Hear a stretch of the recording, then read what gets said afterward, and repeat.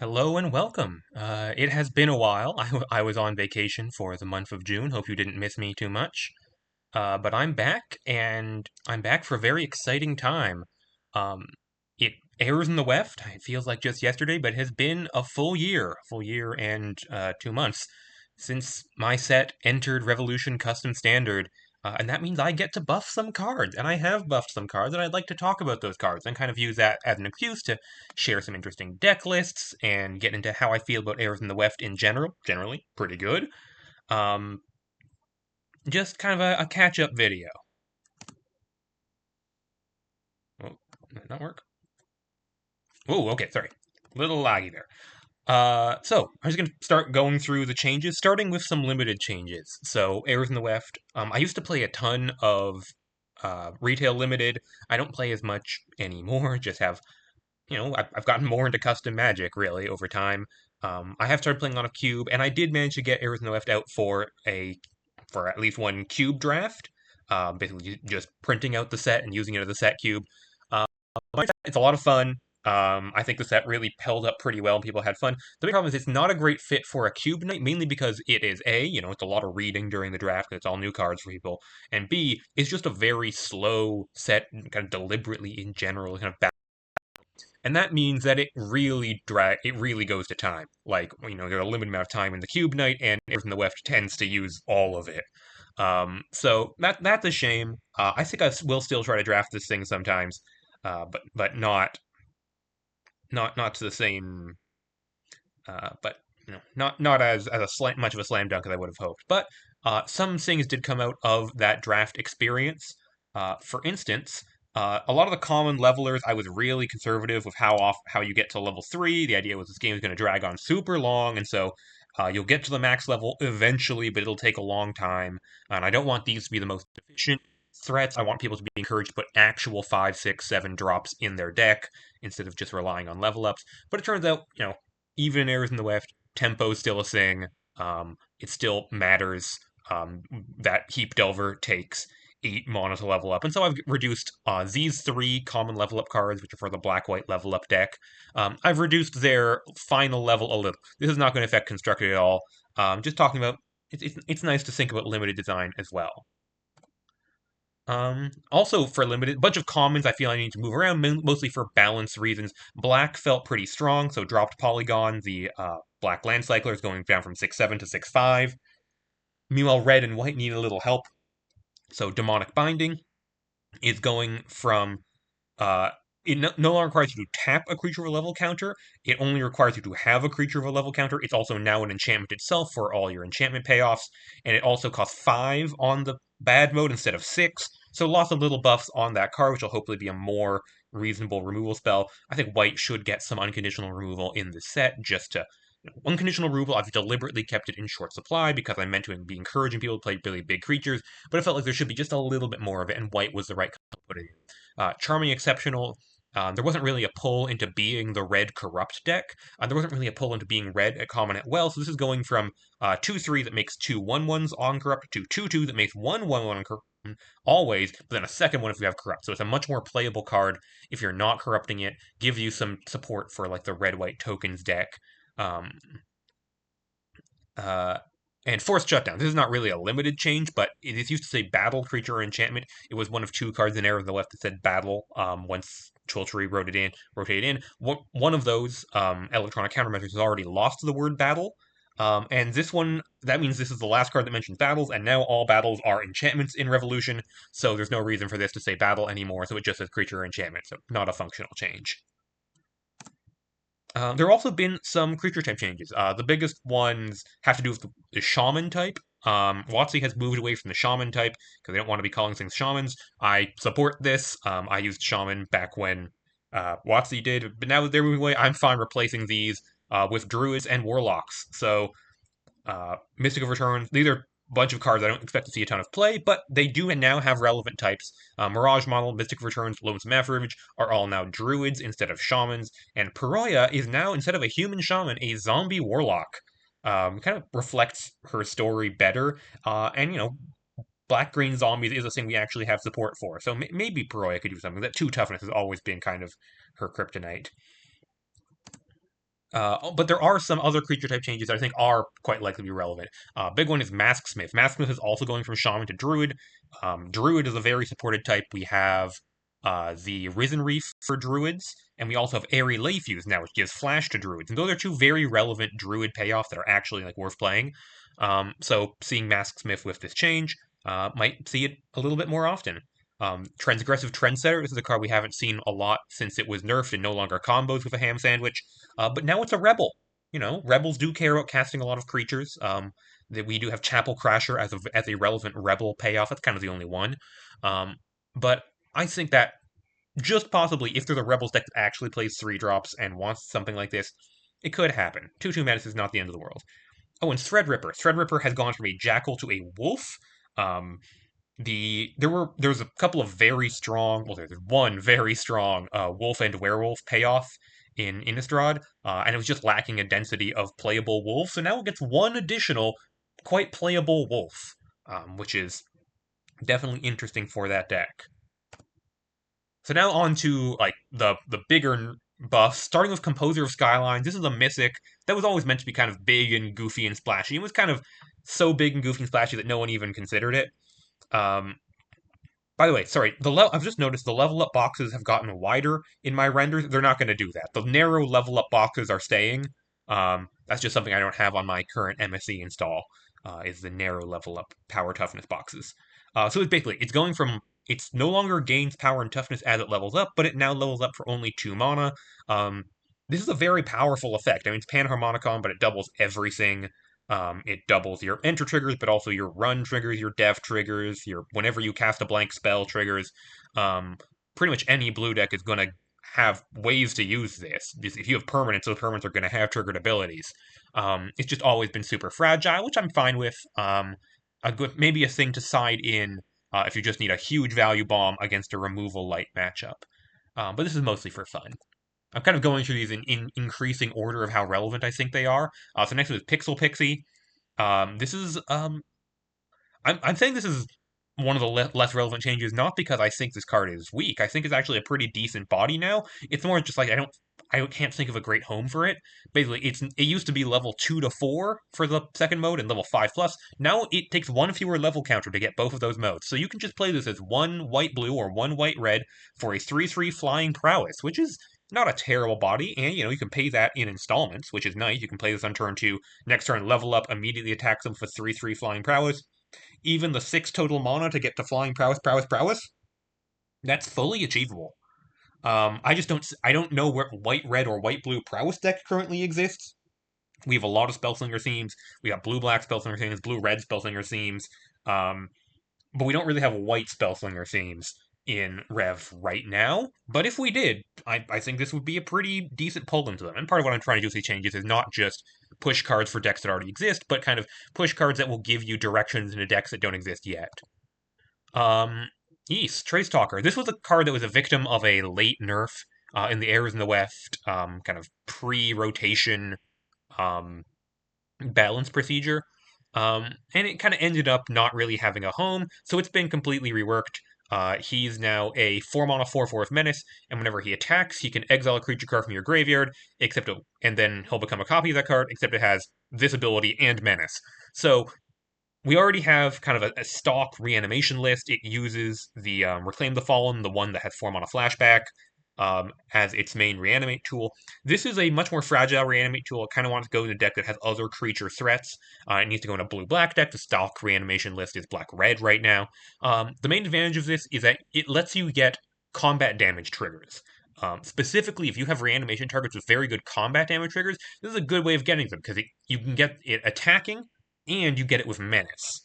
And 4-mana 4/4 menace is a respectable body all on its own. I don't expect this to go to 10 places unless someone prints a really good static or especially combat damage trigger sometime soon. But I think it's now at least cool, which he wasn't really before. Untethered Demon. This is a card. This is also a victim of a late nerf, this time from Field Test. So I've made it into kind of a green mid-range value pile card. It's a 3-mana enchantment plant, the 2/3, and it used to do things specifically involving memories. That's been moved. Kind of that role has been moved to another card. It's now just taps for a green straight up, and it can regrowth any permanent card, but if you do, you have to cash a card from your hand face down. So that could be the card you returned, or it could be a different card. Um, so just a very efficient regrowth on a nicely statted body that also taps for mana. We don't really have green, just kind of we have like green ultra ramp decks that go all like go to a roar and then to 8-9 mana, and we have green kind of like nickel and dimia decks like the Kumrock Golgari mid range deck. This is for some kind of green deck that's more like topping around out around the 4 or 5 mark and just playing good value cards, maybe enchantment synergies because this does make 2 enchantments. I don't yeah, I don't think it's super powerful still, but I think I've by the way really been enjoying. This is not really an Airs in the Weft thing. I've really been enjoying return, put card into your hand, then play card face down or cash card face down as kind of like a built-in little bluff thing. We're like, ooh, did I cash the card I brought back, or did I cash a different card? I think that's cute. It's a cute little bluff thing to put on cards, um, just on their own. Grognard. This is just a random uncommon that wasn't doing anything. Now it's a 1 drop. Now this is a 1 mana 2/1 that enters tapped. It still levels up for 3, and the first level is the really level you care about. Gives it +1/+1 for each creature and/or enchantment card in your graveyard. Once again, a card for a deck that I don't think exists quite yet. It's the only cleric in Airs in the West, by the way. He's like that. Yeah, currently there's not really a black deck that dumps a ton of creatures and enchantments in its graveyard and wants a 1 drop that attacks for damage, but the numbers are good here. This can get pretty large for only, a decent for a reasonable mana investment. So I think there's definitely something to be said here. But yeah, the home is still to be decided. Architect of the Intangible. Now, this card, you might be surprised to see this thing buffed, because this has a GP win under its belt. 2 GP wins, actually. This was in my Sultai Golems list that I won a GP with, and then it was also in my Blue-Black Flash Subroutines deck that I won a GP with. It wasn't like the all-star in either of those decks, and it's kind of fallen off since then. I don't think anyone else experimented with it, mostly because of the mana cost. I was really hesitant about this. When I printed this, Rev had never had um, a Snapcaster variant, and I wanted to be cautious with something so close to such a powerful card. Turns out Snapcaster really scales with the power of the cheap spells, and so I think Snapcaster is actually not that dangerous in Rev, and so there was no need for this to be double blue. So it's gone to 1 in a blue. I think it's now a card you can consider just in any deck that plays a lot of instants and sorceries. It's competing with the Interstellar Sage, that's the one that gets flash cards instead of just instants and sorceries. But this thing getting back a strangle, that's not a bad play. And we got plenty of other cheap spells. Also get subroutines, of course. That's Airs in the Weft. Okay, now getting on to some pretty relevant ones. The Airs in the Weft rare green creature suite really did not turn out great. There was just like a lot of them did not land where I wanted to. And this is one I'm gonna try to refurbish and give a new lease on life. Menagerie Mechanic was this 3-drop. It was actually like a pretty decently sad 3-drop at the time. But whenever it hits players, you made tokens and it could sack artifacts and enchantments. And even though we have tons of ways to generate trinkety artifacts and enchantments in Rev right now, this card is still nowhere close to seeing play. So I've booted up the curve to 4 mana, and the big change is 4 mana, +1/+1, so now it's a 4/5, and the sacrifice an artifact or enchantment mode now gives it indestructible until end of turn. That's a big deal. We have a lot of destroy removal. Even like the most played white removal right now, Fateful Ascent, is a destroy. So indestructible is really relevant. And this kind of plays the role of like you can run it on 4 and just hope it lives, or you can run it on 5 while you control some kind of trinket, artifact, or enchantment, and then it's just really hard to deal with green 5-drop, which is a thing green hasn't really had recently. It also survives Nightfall because 5 toughness, that's really relevant and nice as well. Survives all the red removal just on its own. Yeah, not the kind of card that a deck needs a ton of, but a card that I think has a home, just maybe now. Bootstrap Demon. This was a card that was also for that same, like, part of the same like green-red theme that Arizona Left was meant to have, where you sacrifice artifacts and enchantments, and the rares were just not pushed for that deck.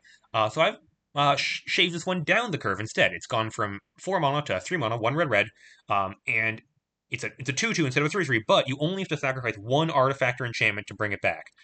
People have been doing tons of things with Shigana Burns and Karaz Monument and the Harvesttide Procession, making tons of tokens, and I think this is a card you can consider for that deck. It's an enchantment itself, so it works with a lot of your synergies. And it can turn your trinkety charts and berries and such into a medium-sized threat. Probably don't play this many of these. Fine, if you have ways to discard it, that's for the best. Shigana Mana Burns obviously works well with this both ways. Yeah, still pretty fair. There were the versions I considered where you didn't have to pay red, but I like being safe with this kind of card. Uh, Another green creature is getting revised. Air's Bane Deadshot. Going down the curve this time from 4 mana 4/4 to 3 mana 3/4. No other changes. Fabric. This was meant to be one of the big Fabric payoff for being kind of this enchantment mid-range enchantment aggro deck. Didn't really work out, so I'm giving the enchantment mid-range thing a real shot in the arm with Air's Bane Deadshot. Run out your 3 mana 3/4 that immediately gives something plus X less than trample. Green decks have really been looking for ways to give their guys trample. Basically for the past year, because a lot of their important cards don't have trample, and they really want to have trample to get through all these boards of tokens. So this is now a really good way to give trample, and even just at +1/+1 or +2/+2, this is a pretty respectable pile of stats. Three removal spells that are changing. Starting with Downlink Overload. Back when Arizona Weft released, there wasn't really a black 1 mana removal spell that was seeing play, so I printed this as like the bare minimum black removal spell that could see play, and it did for a while, and then we got Twilight Ambush, and then this card saw no play. And in general, um, another thing that came up during my limited testing is that there were couple of common instant speed removal spells that really punished you for going for the level up creature. Like you went for your 4 mana level up cost, and your creature got killed in response to it with a huge blowout. And so I'm trying to cut down on the cheap instant speed removal at common. So Downlink Overload is going from the kind of Disfigure variant to a reprint. It's now Deadweight. 1 mana enchantment aura gives the creature -2/-2. I still think Twilight Ambush is your default best 1 mana black removal spell, but if you care about enchantments, if you care about permanents, the ability to hit a bigger creature and still do something to it, that's nice. I think this still has some potential homes. The other two removals are changing. As I said, I wanted to cut down on 1 mana instant speed removal at common, so Shock is changing. It's now Glitch Out is the common. X and a red deals X+1 damage to target creature, so 1 mana for 1 damage, 2 damage for 2 mana for 2. Pretty efficient, limited removal spell. Unlike the now rotated Terminal Impact, this can't go face anymore. I think that means this probably is not going to see constructed play. But it's not that inefficient. And the 1 mana deal 2 damage instant speed clause is now going to Error Tide. This is the uncommon um, red instant deals 2 to any target, and if you control a permanent with mana value 4 or greater, 3 to that target instead. So we had Shock for a while. Then we got Blade Flourish, which is strictly better Shock, so playing that instead. So I'm retooling this to have a slightly different, strictly better Shock. Requires you to have 4 mana permanents. Such as Eva Viva, who's quoted in the flavor text. I like getting the execs onto flavor text sometimes. Blade Flourish, I think, is your default if you can't trigger the kind of corruptish ability in Error Tide, but if you can, dealing 3 instead is nice. Yeah, not to say about this, about just like another slightly different option. And now I think it's time for our first deck list. That's right. There are some deck lists in this video because I want to just talk about how these cards might be used. So this is a deck list that makes use of the new Grognard. I built this in my current cockatrice, so it doesn't have the new versions. So you'll see it still has Downlink Overload. Those are meant to be dead weight. So this is Grognard, and Grognard cares about creatures and enchantments in your graveyard, so having a removal spell that's an enchantment is really nice for in Deadweight. This is also an Echo Choreographer deck. That's the 1-drop, and if you level up, you can tap to return to your hand a card you milled this turn. And for that reason, I'm playing a bunch of our best ways to mill yourself. So Mercenary of Dusk, Lutra Inquizos, Sought Scour, and Learn the Steps. Learn the Steps is a really efficient counterspell that just hasn't had a home until now. I really think we should be playing a more Learn the Steps.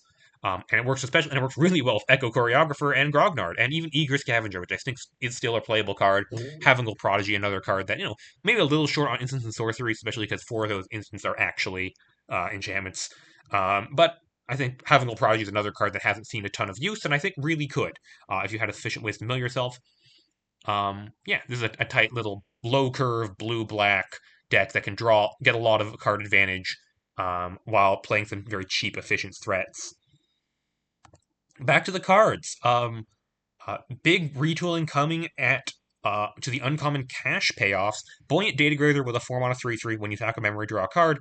This is being changed to be the green-blue archetype uncommon. It's now a 2-mana 2/2 with flying. When it enters, you cast the top card of your library face down, and whenever you play a cached card, so that's lands or spells, but you have to play them, you can't just sack the memory for no reason, you draw a card.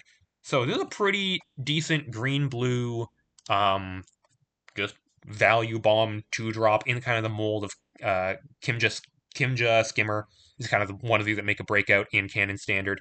By the way, Install Wizard, which was the previous blue-green uncommon, is now moving to the 4-mana blue cash payoff slot and is now no longer a constructor relevant card. It's okay. But yeah, Buoyant Daygrazer. It's 2 enchantments. It's just value. It's value that's not druid flavored. If you wanted to play green-blue value cards that aren't druid flavored, this whale might be for you, such as this is Teamer Cash, Teamer Enchantment, sort of.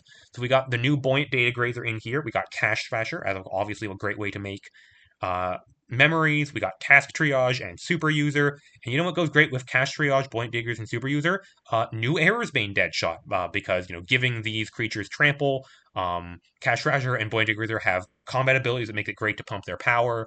Super User is a small creature that's great to pump up. Turn 1 Super User, turn 2, do whatever. Turn 3, play the dead shot. Give your Super User +1/+1 swing in. That's not nothing. Also playing Menagerie Mechanic in this deck as my top end. Fabricate Anomaly, because also works well with these creatures with combat abilities, lets you put counters on them easily. Removal Suite's got Advance of Fire and Faith, which is a removal. That's an enchantment, which helps buff your things. Other than that, just Strangle and A Journey Begins as your standard best in slot stuff. By the way, don't take the mana bases in these decks as too much gospel. I built these mana bases and these sideboards pretty quickly. Although I do think Collector's Item is a card people should think about a little more often. Couple more changes. Data Staff was meant to be one of the rewards for playing the subroutines in your deck, and that really didn't get there. So it's being replaced with a creature, Data Visionary, 2-mana 1/1 Wolf Wizard. It does the Thunder Trap kind of thing. Looks at the top 4 cards of your library, gets you a non-creature, non-land. Sorry. Gets you a non-creature, non-land. Risk on the bottom in a random order. And it has an activated ability. 2-tap, makes a subroutine you control run, only the sorcery and only once.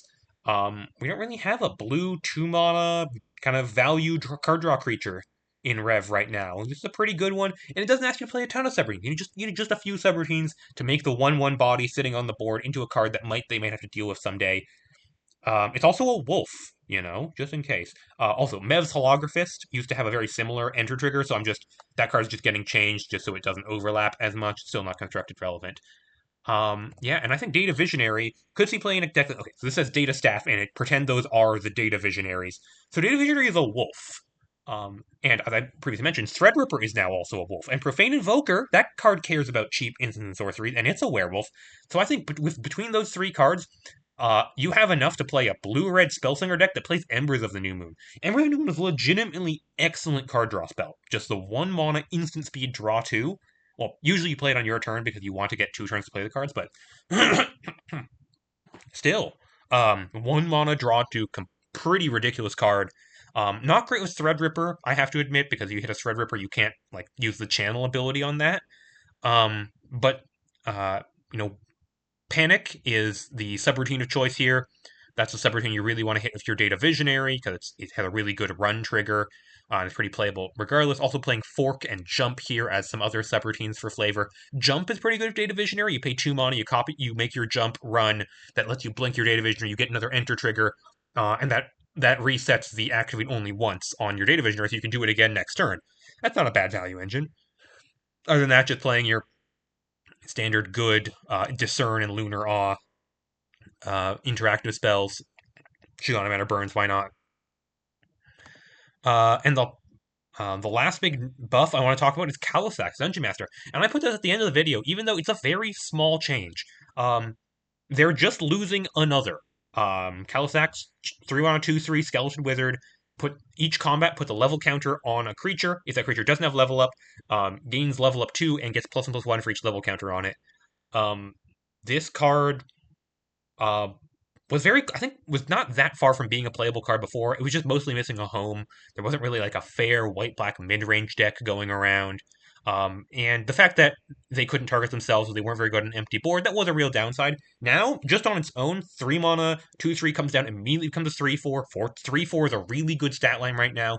Means blocks a lot of important things, can't get Twilight Ambushed, can't get Strangled. Um, of course, can't get Twilight Ambushed if they have the mana, but can't like get itself out of range pretty immediately. On the next turn, goes immediately attacks with a 4/5, or even more if you level it up, with no work at all. Obviously, you want to spread out the level counters, put them on creatures with level up, or even just put them on like otherwise disposable creatures to make those creatures into threats that can scale. Yeah, I think this is like a now it's a real pull into being some kind of fair black white mid range deck, and I'm thinking maybe like Obzon. Maybe Obzon mid range is basically like black green mid range with the Exultant Shepherds and the Life Hackers and the Meteor Hellions and Huskvar Jackalites. But what if you splashed white for Kalisax and also Fateful Ascent?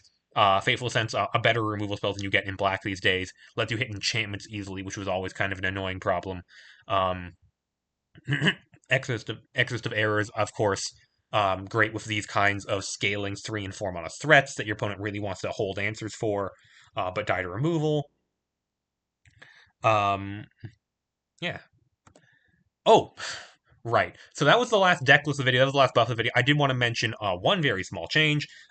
You might be wondering what's changed about Toki, Celebrity Soldier. Was I missing a keyword from the list? Was it still activated the sorcery? Still activated the sorcery? No, what's happening to Toki is right there in the bottom left of the card, Trace 04. So if you don't know, I've been very slowly writing short stories for Errors in the Weft. There are 4 of them complete right now. I'm kind of very slowly working on the 5th one, which is actually for East. And you can read those stories by searching tag story on my Egg Hub, not Escape from Limbo, but Dr. Chipmunk at github.io. I really like these short stories. Toki is like the first one is Zaya, second one is Kalisax, third one is Jemmy and Nu. Toki's the fourth one, and it's a much longer and much darker story than the previous 3, really entering the phase of the Weft's collapse, where things really start to go awry. But I really like that story. And I think it's honestly one of the best pieces of fiction I've ever written. The Weft traces, as I'm calling them, have been a lot of fun. And I really that's a note to end off on, which is just like, I'm changing a lot of cards. This is more cards than you usually see changed in a buff patch, but it's not because I'm happy with Errors in the West. If anything, I'm extraordinarily happy with how this set have gone. It has, I think, like, it's resonated with a lot of people, not just with the mechanics and a lot of the cards. I'm really happy with how they played, but also I think the world of Errors in the Weft, and the story and the flavor, has really resonated with people, and people are interested in that, and they come to me about that. And I know it's not what people usually get into custom Magic for, but I'm really glad that it's something that I've been able to show off in Errors in the Weft, and I hope I get to show that off in my next set, hopefully coming to Revolution May 2027. So I'm hard at work on those. Until then, long live Revolution Custom Standard. Hope you have fun with my buffed cards. And also, Prav's buffed cards. Provocative has also buffed an absolute ton of Kitsu Dusk of Time cards that I'm not covering here. So have fun with those as well. See you in leagues. See you in GPs. Good night.